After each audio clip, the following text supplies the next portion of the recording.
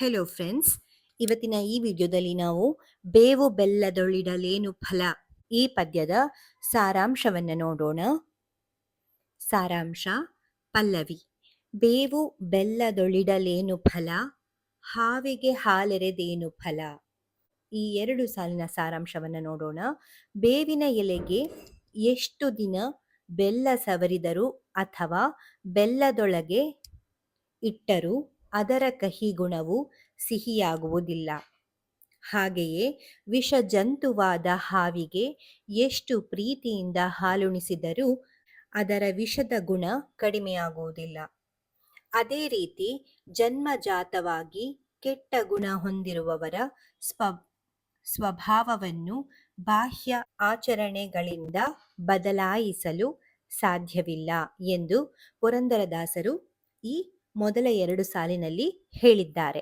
ಈಗ ಚರಣ 1ರ ಸಾರಾಂಶವನ್ನು ನೋಡೋಣ. ಚರಣ 1. ಕುಟಿಲವ ಬಿಡದಿಹ ಕುಜನರು ಮಂತ್ರವ ಪಠಣೆಯ ಮಾಡಿದರೇನು ಫಲ, ಸಟೆಯನ್ನಾಡುವ ಮನುಜರು ಮನದಲ್ಲಿ ವಿಠಲನ ನೆನೆದರೇನು ಫಲ. ಪುರಂದರದಾಸರು ಹೀಗೆಂದಿದ್ದಾರೆ. ಮನಸ್ಸಿನಲ್ಲಿ ಕುಟಿಲತೆ ಅಂದ್ರೇನು? ಕಪಟ ಬುದ್ಧಿ. ಕುಟಿಲತೆಯನ್ನು ಹಾಗೂ ಮನಸ್ಸಿನಲ್ಲಿ ಕುಟಿಲತೆ ಹಾಗೂ ವಕ್ರ ಬುದ್ಧಿಯನ್ನು ಇಟ್ಟುಕೊಂಡಿರುವ ದುಷ್ಟ ಜನರು ಎಷ್ಟು ಮಂತ್ರಗಳನ್ನು ಪಠಿಸಿದರೂ ಅದರಿಂದ ಯಾವುದೇ ಪುಣ್ಯ ಸಿಗುವುದಿಲ್ಲ. ಯಾವಾಗಲೂ ಸಟೆ ಎಂದರೇನು? ಸುಳ್ಳು. ಯಾವಾಗಲೂ ಸುಳ್ಳು ಆಡುತ್ತಾ ಕಪಟ ನಾಟಕವಾಡುವ ಮನುಷ್ಯರು ಮೇಲ್ನೋಟಕ್ಕೆ ದೇವರನ್ನು ಅಂದ್ರೆ ಯಾರು? ವಿಠಲನನ್ನು ನೆನೆದು ಪ್ರಾರ್ಥಿಸಿದರೆ ಯಾವುದೇ ಪ್ರಯೋಜನವಾಗುವುದಿಲ್ಲ. ಅಂತಃಕರಣ ಶುದ್ಧಿ ಇಲ್ಲದ ಜಪ ವ್ಯರ್ಥ ಎಂದು ಪುರಂದರದಾಸರು ಈ ಸಾಲಿನಲ್ಲಿ ಹೇಳಿದ್ದಾರೆ. ನಂತರ 2ನೆಯ ಚರಣದ ಸಾರಾಂಶವನ್ನ ನೋಡೋಣ. ಮಾತಾಪಿತರನು ಬಳಲಿಸುವಾತನು ಯಾತ್ರೆಯ ಮಾಡಿದರೇನು ಫಲ, ಘಾತಕತನವನ್ನು ಬಿಡದೆ ನಿರಂತರ ಗೀತೆಯ ನೋದಿದರೇನು ಫಲ. ಈ ಚರಣಗಳ ಅಂದರೆ ಈ ಸಾಲಿನ ಸಾರಾಂಶ ಹೀಗಿದೆ. ಪುರಂದರದಾಸರು ಹೀಗೆಂದಿದ್ದಾರೆ. ತಮಗೆ ಜನ್ಮ ನೀಡಿ ಸಾಕಿ ಬೆಳೆಸಿದ ತಂದೆ ತಾಯಿಯರನ್ನು ಅಂದರೆ ಹೆತ್ತವರನ್ನು ವೃದ್ಧಾಪ್ಯದಲ್ಲಿ ಸರಿಯಾಗಿ ನೋಡಿಕೊಳ್ಳದೆ ಸಂಕಟಕ್ಕೆ ಈಡು ಮಾಡುವವರು ಪುಣ್ಯ ಸಂಪಾದನೆಗಾಗಿ ತೀರ್ಥಯಾತ್ರೆಗಳನ್ನು ಮಾಡುವುದರಿಂದ ಯಾವುದೇ ಫಲ ಸಿಗುವುದಿಲ್ಲ.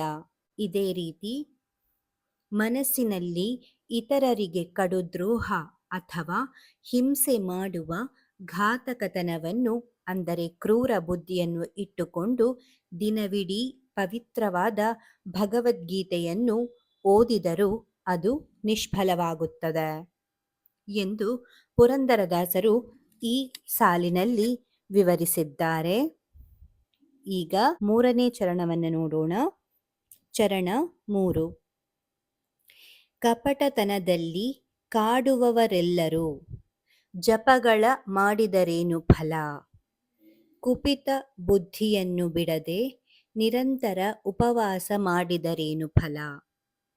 ಒಳಗೊಂದು ಹೊರಗೊಂದು ಕಪಟತನ ಇಟ್ಟುಕೊಂಡು ಸಮಾಜದ ಜನರನ್ನು ಪೀಡಿಸುವವರು ಕೈಯಲ್ಲಿ ಜಪಮಾಲೆ ಹಿಡಿದು ಜಪ ಮಾಡುವುದರಿಂದ ದೇವರಿಗೆ ಪ್ರೀತಿಯಾಗುವುದಿಲ್ಲ. ಮನಸ್ಸಿನಲ್ಲಿರುವ ಕೋಪ, ಕ್ರೋಧ ಹಾಗೂ ಮತ್ಸರಗಳೆಂಬ ಕುಪಿತ ಬುದ್ಧಿಯನ್ನು ತ್ಯಜಿಸದೆ ಕೇವಲ ಶರೀರವನ್ನು ದಂಡಿಸಿ ದಿನಗಟ್ಟಲೆ ಉಪವಾಸ ವ್ರತಗಳನ್ನು ಮಾಡುವುದರಿಂದ ಆತ್ಮಕಲ್ಯಾಣ ಸಾಧ್ಯವಿಲ್ಲ ಎಂದು ಪುರಂದರದಾಸರು ಹೇಳಿದ್ದಾರೆ. ಚರಣ 4. ಹೀನ ಕೃತ್ಯಗಳ ಮಾಡುತ್ತ ನದಿಯಲ್ಲಿ ಸ್ನಾನವ ಮಾಡಿದರೇನು ಫಲ, ಶ್ರೀನಿಧಿ ಪುರಂದರ ವಿಠಲನ ನೆನೆಯದೆ ಮೌನವ ಮಾಡಿದ ರೇನು ಫಲ. ಈ ಸಾಲಿನ ಸಾರಾಂಶವನ್ನು ನೋಡೋಣ, ಅರ್ಥವನ್ನು ನೋಡೋಣ.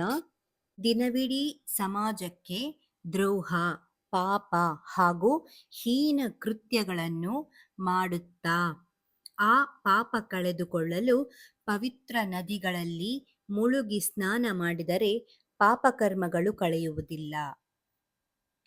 ಹಾಗೆಯೇ ಸಕಲ ಐಶ್ವರ್ಯಕಾರಕನಾದ ಶ್ರೀನಿಧಿ ಪುರಂದರ ವಿಠಲನನ್ನು ಸಂಪೂರ್ಣ ಮನಸ್ಸಿನಿಂದ ನಂಬದೆ ಕೇವಲ ಬಾಹ್ಯವಾಗಿ ಸನ್ಯಾಸಿಗಳಂತೆ ಮೌನವ್ರತ ಆಚರಿಸುವುದರಿಂದ ಯಾವುದೇ ಮೋಕ್ಷ ಅಥವಾ ಮುಕ್ತಿ ದೊರೆಯುವುದಿಲ್ಲ ಎಂದು ಪುರಂದರದಾಸರು ಈ ಸಾಲಿನಲ್ಲಿ ಹೇಳಿದ್ದಾರೆ. ಇದಿಷ್ಟು ಬೇವು ಬೆಲ್ಲದೊಳಿಡಲೇನು ಫಲ ಪದ್ಯದ ಸಾರಾಂಶ. ಧನ್ಯವಾದಗಳು.